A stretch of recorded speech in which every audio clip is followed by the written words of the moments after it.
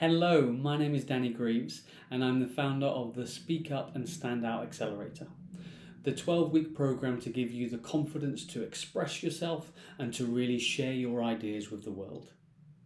In this video, I'd like to talk you through the 5 things that you need to successfully ride the highs and lows of being an entrepreneur. Let's jump right in. So point number 1, and this is all about finding the benefit in the challenge. Now, the definition of an entrepreneur is to solve problems in a meaningful way and then commercialize those opportunities. So this means you're going to bump into challenges pretty much every day of your life. Now, when you can take a moment to pause, really have a look at the challenge that you're facing and find out what are the benefits to you of having this experience, then you can start to see how every challenge that you're coming up against is helping you to move in the direction of what it is that you want. The beauty of this is that regardless of what comes up, you can put it into perspective, you can see it in terms of the bigger picture, and this helps you really go forward to embrace it rather than getting bogged down with it. Number 2, look for the learning in the setback. Now, just as we talked about, challenges are pretty much non-negotiable. With this journey will also come setbacks. Things will go wrong, won't go as you planned, and sometimes things just go completely in a different direction to how it is that you wanted them to. Now, when we try to just ignore these setbacks and then just push forwards, then we're doomed to repeat the same errors over and over again. Yet when we can look at the mistakes or we can look at the setbacks and we can identify and really extract the learning from it, then this allows us to not only improve as we go forwards, but it also means we don't fear anything like that happening again. Because if you know every challenge that you have is going to benefit you, and every setback that you have you're going to learn from, this gives you the confidence to really move forwards.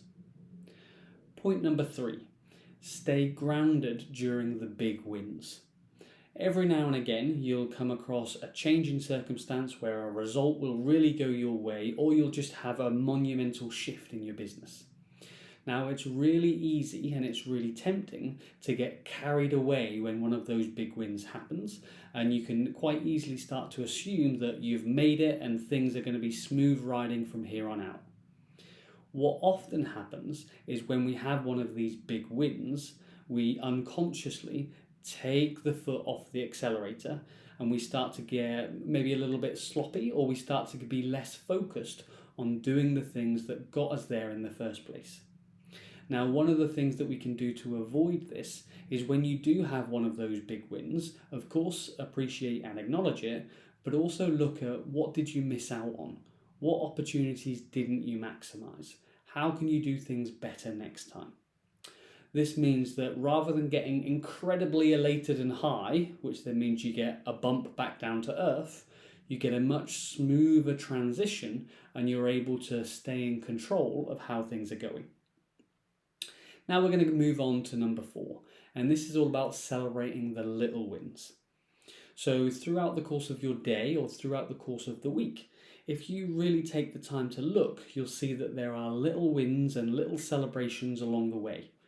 Now, when you can pause, reflect, and appreciate these, not only do you get a nice boost of dopamine, so you get a feel-good chemical rush, but it also helps you to enjoy the journey.